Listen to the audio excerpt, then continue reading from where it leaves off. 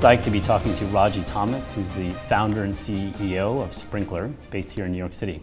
So when we first met, I tried to convince you to raise your Series A and raise several million, and I think you said, hey, I'm only going to raise $1 million. You had bootstrapped the business to that point. Yeah. How did you think about how much to raise and who to raise money from? How much you raise is very simple, the minimum amount you need. And you know, I got tremendously lucky. I would not have been able to do this at any of my previous startups, or most people won't be able to replicate that. But that early stage is where you get diluted the most.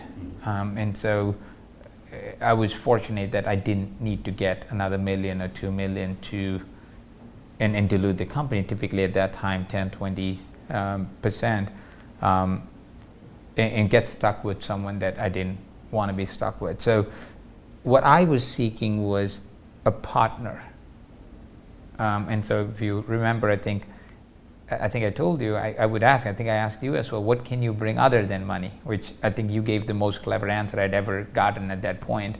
I don't recall it, so. Yeah, well, your answer was, and I know a lot of VCs would get pissed when I asked that question, and that would be like, the guy's an arrogant prick. But I meant that sincerely.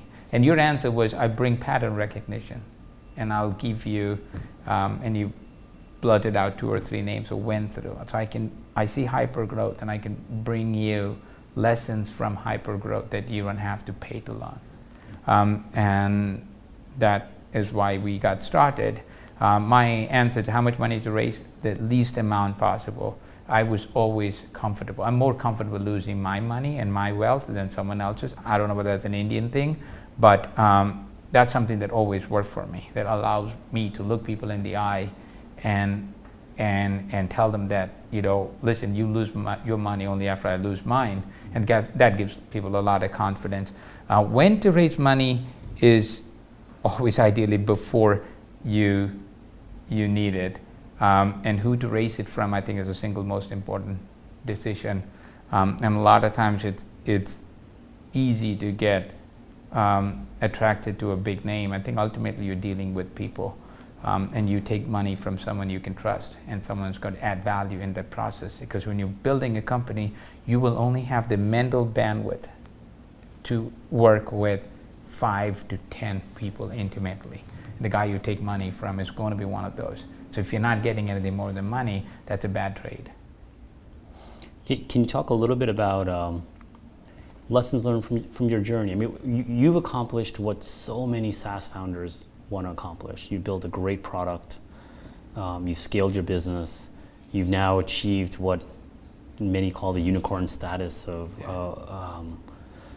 When you think back along that journey, was there a particularly difficult point so far along the journey for you? The toughest thing I had to learn over time is to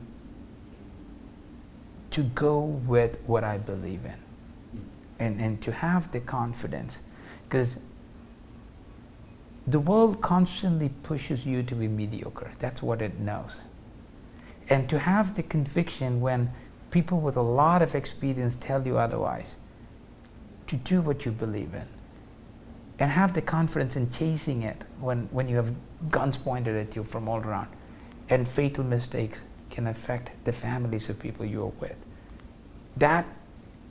Building that and building the markers of knowing when you're right and when you're wrong is been the toughest thing for me.